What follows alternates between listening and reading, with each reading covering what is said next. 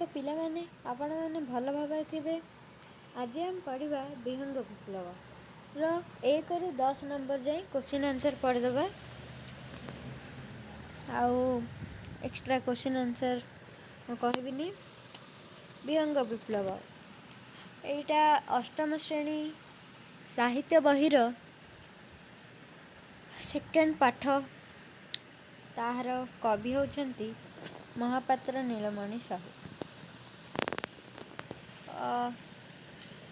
मुझार अभ्यास को जाऊँगी। एमती किसी पाठ अच्छी जोटा आपण मैंने पढ़ी सारे अष्टम श्रेणी भाई भौणी मानक मु कहूँ। प्रश्न 1 माँ हलदी बसंत मुंडरे काहेकि चिंता माड़ुछि। ऑप्शन ए क बसंत ऋतु अल्प किछि दिन मध्यरे चलीजिवो। बुढ़ा मांकड़ डालरू डाल डेई हैरान करुथिबारु माँ हलदी बसंत बसा तैयारी करि पारु नथिबारु मिठा पाचिला कोली गछरू सरी सरसर आसु नथिबारु।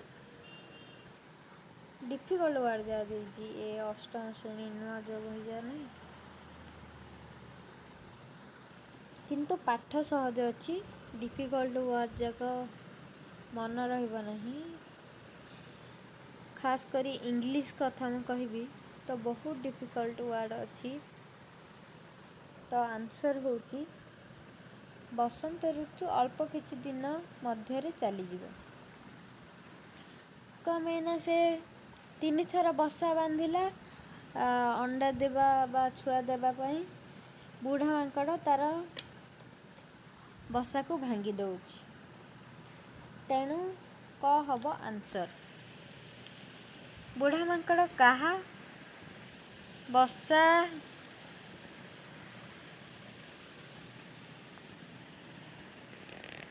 2 नंबर देखंतु बुढ़ा मांकर कहार बसा माड़े नाही। ऑप्शन डामरा काऊ सुगुणार गंगेईर कजलपातिर। डामेरा काऊर बसा माड़े नाही। आमे पढ़ी डामेरा काऊर बसा माड़े नाही। 3 नंबर को जीवा। निम्नलिखित चढ़ई मानक मध्यरे केउं चढ़ई गायक जातिर कुआ मयूर हलदी बसंत बग। एठारे हलदी बसंत अच्छी कारण कुआ ना गीत गाए मयूर ना गीत गाए से खाली वर्षा दिने वर्षा आसवा समय नाच करे। ताहले आंसर हब हलदी बसंत। पक्षी जातिर सभ्यता संस्कृति शिल्पी मानक द्वारा बंचिछि ए कथा किए कहिछि। ना आम 4 नंबर करथिले क्वेश्चन ला मु पढ़ली। आहार आंसर होउछि काऊ। ना किए कहिथिला काहू कहिथिला। समग्र वसुधा आमर जन्मभूमि आमे काहाकू पर बोली भाबु नाहु। पठित गल्प रे किए ए कथाटी किए कहिछि। ना हलदी बसंत कहिछि। हलदी बसंत कहिथिला कारण से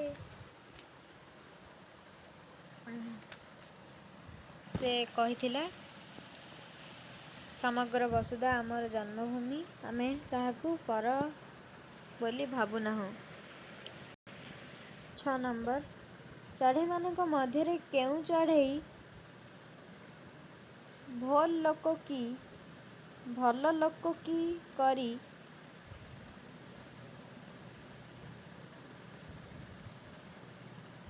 भल लोक करी कौन लिखी बुझा पानी बहुत डिफिकल्ट वर्ड मु फास्ट पढ़ी। ଚଢ଼େଇମାନଙ୍କ ମଧ୍ୟରେ କେଉଁ ଚଢ଼େଇ ଭଲ ଲୋକି କରି କଳି କଜିଆ ମେଣ୍ଟାଇ ଦିଏ? କିଏ କଳି କଜିଆ ମେଣ୍ଟାଇ ଦିଏ? ନା ଦେଖିବା ଆନ୍ସର୍। ତାର ଆନ୍ସର୍ ଦେଖିବା। ନା କେତେ 6 ନମ୍ବର କଜଳପାତି କହିଛି। ହଳଦୀ ବସନ୍ତ ପାଇଁ ରାଜାଙ୍କ ଦରବାରରେ କିଏ ଓକିଲାତି କରୁଥିଲା? କିଏ ଓକିଲାତି କରୁଥିଲା? ନା କାଉ ଓକିଲାତି କରୁଥିଲା। କ'ଣ ପାଇଁ? ନା ସେ ଅନ୍ୟାୟ ସହିପାରେ ନାହିଁ।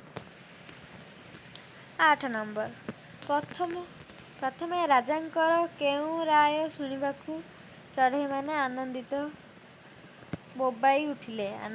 ବୋବାଇ ଉଠିଲେ?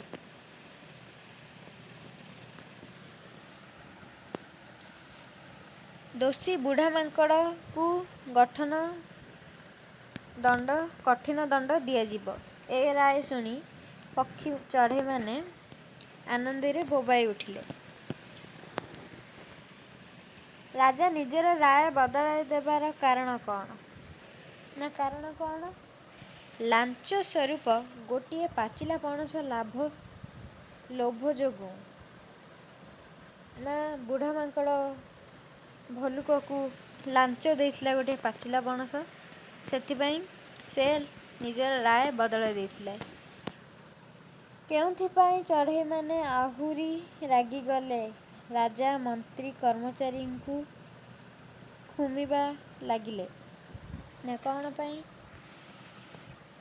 ଅପସନ୍ ଦେଖିବା। କ'ଣ ପାଇଁ ରାଗିଗଲେ? ନା ବୁଢ଼ା ମାଙ୍କଡ଼ ଭଲ୍ଲୁକ ମହାରାଜକୁ ପଣସ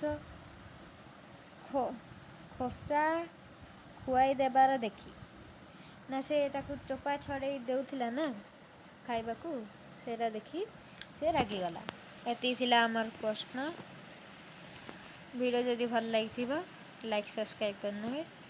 ଧନ୍ୟବାଦ।